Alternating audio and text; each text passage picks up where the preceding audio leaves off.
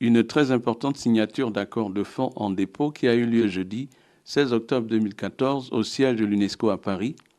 Un fonds en dépôt entre RTL Gabon et l'UNESCO avec pour objectif de former 5000 jeunes Gabonais dans 2 domaines, les nouvelles technologies de l'information et de la communication et l'entrepreneuriat. À travers ce projet, le groupe RTL s'engage à offrir, avec le concours de l'UNESCO, une formation de classe mondiale aux jeunes Gabonais.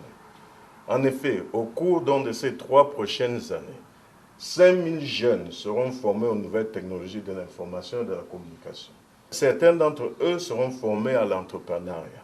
Des formations seront également dispensées aux techniciens audiovisuels, à la radio et à la télévision numérique. Une centaine d'enseignants gabonais seront formés à la conception et à la maîtrise des cours en ligne à distance. 15 000 jeunes auront la possibilité d'avoir un soutien scolaire en ligne dans le cadre de la préparation de leurs examens. Un programme de formation intensif de classe mondiale qui touchera à la fois les jeunes mais aussi les enseignants gabonais.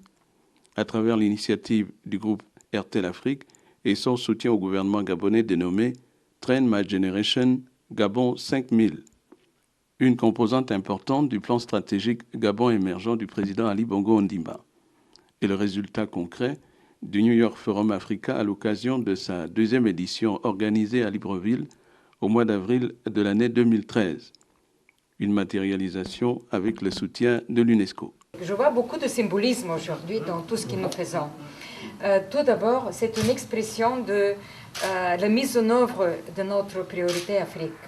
Parce que nous avons dit toujours, et moi j'ai beaucoup insisté, à ce que cette priorité Afrique ne reste seulement dans la déclaration politique. Nous faisons beaucoup de plaidoyers pour l'Afrique, beaucoup de plaidoyers pour la jeunesse africaine, pour les ressources humaines africaines, mais il faut que nous donnions aussi l'exemple de travailler sur le terrain avec des projets concrets.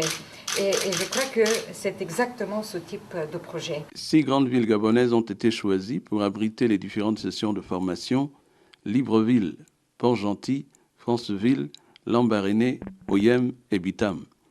D'où la satisfaction exprimée à l'occasion par l'ambassadeur délégué permanent du Gabon à l'UNESCO et à l'OIF.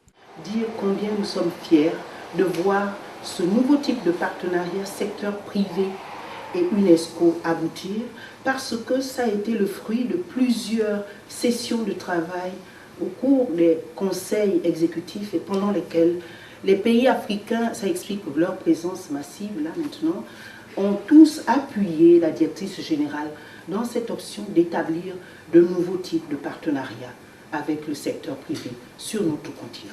L'ambassadeur du Gabon en France, le président du groupe Afrique, plusieurs ambassadeurs et de hauts responsables de la direction générale de l'UNESCO ont assisté à cette importante cérémonie pour un Gabon moderne et numérique qui s'est achevé par un cocktail